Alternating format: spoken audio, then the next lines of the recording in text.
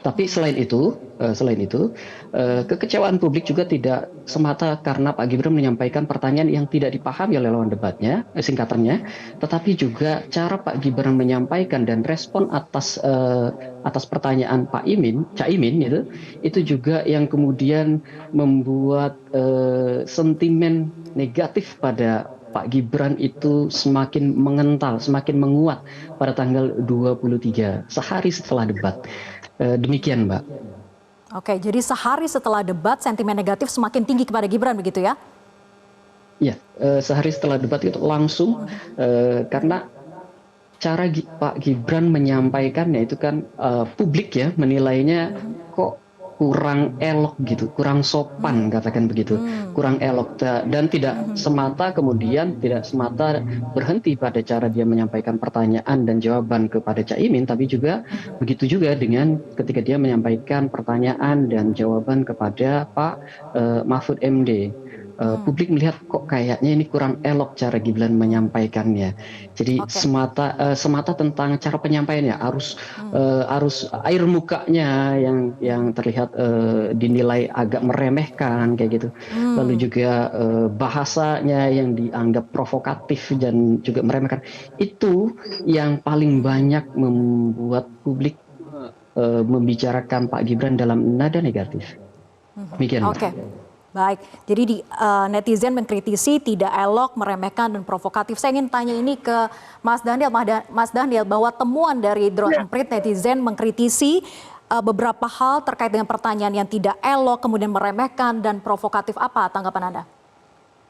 Iya, pertama kalau klaster yang menyatakan itu tidak elok, kemudian tidak pantas, itu ya klaster pendukung nomor satu atau pendukung nomor tiga, dan itu saya pikir biasa ya. Kalau kemudian apa yang dilakukan rival politik, kontestan lain, kemudian ada celah, itu ya disebut tidak elok dan sebagainya. Dan kami menanggapinya dengan biasa. Dalam konteks pertanyaan Mas Gibran, sebenarnya itu adalah sikap afirmatif ya, afirmatif dari kami, yaitu pasangan nomor 2. Kenapa pertanyaan terkait dengan SGIE itu dialamatkan kepada Gus Muhaimin? Karena Gus Muhaimin memiliki latar belakang sebagai ketua umum PKB, di mana PKB mayoritas konstituennya adalah umat Islam, terutama dari saudara-saudara kita di Nahdlatul Ulama. Nah, tentu afirmasi dari Gus Muhaimin dan PKB selama ini adalah salah satunya terkait dengan ekonomi syariah.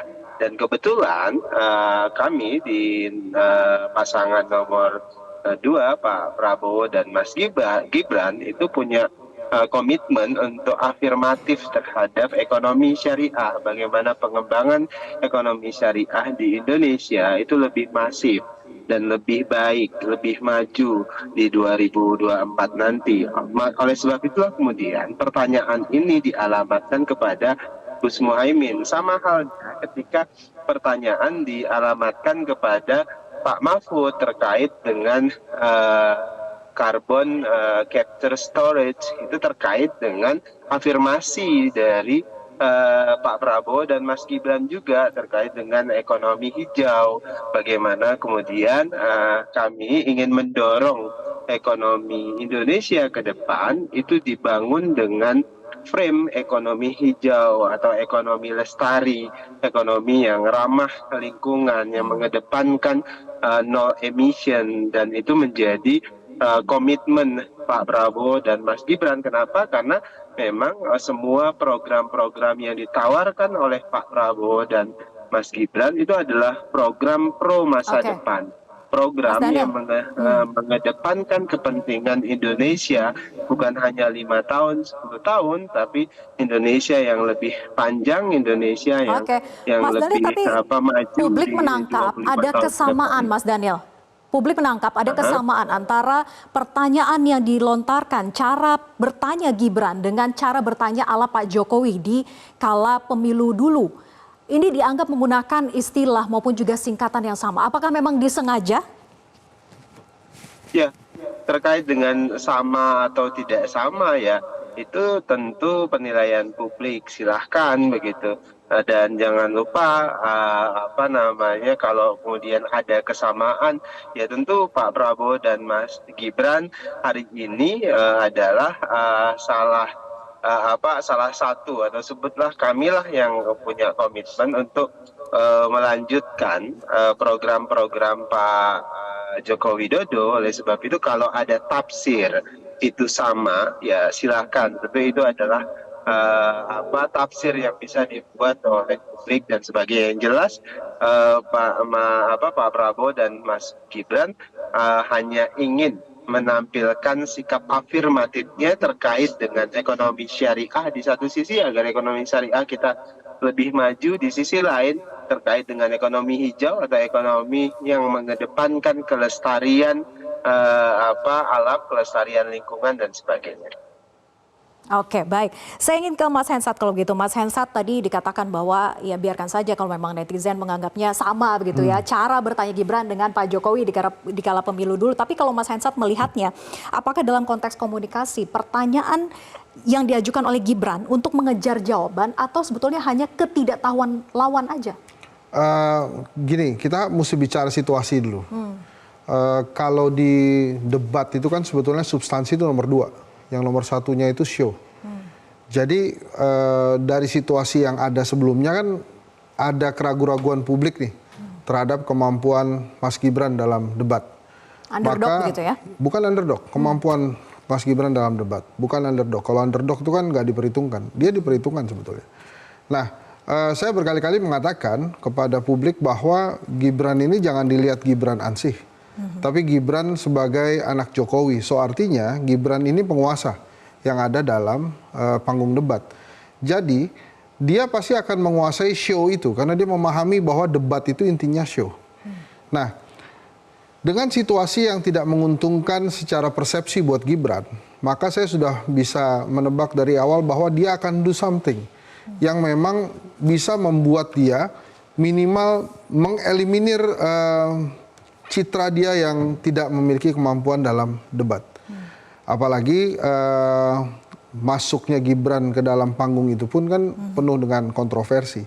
Maka pada saat Mas Gibran mengungkapkan SGIE ya, dia bilang SGIE itu. SGIE. Enggak, dia bilang SGIE kan? Iya betul, dalam dia bilang SGIE. bahasa Indonesia. Sehingga pada saat dia menjelaskan itu kan sudah salah sebetulnya. Maka kemudian wajar kalau drone emprit ada sentimen negatif ke sana.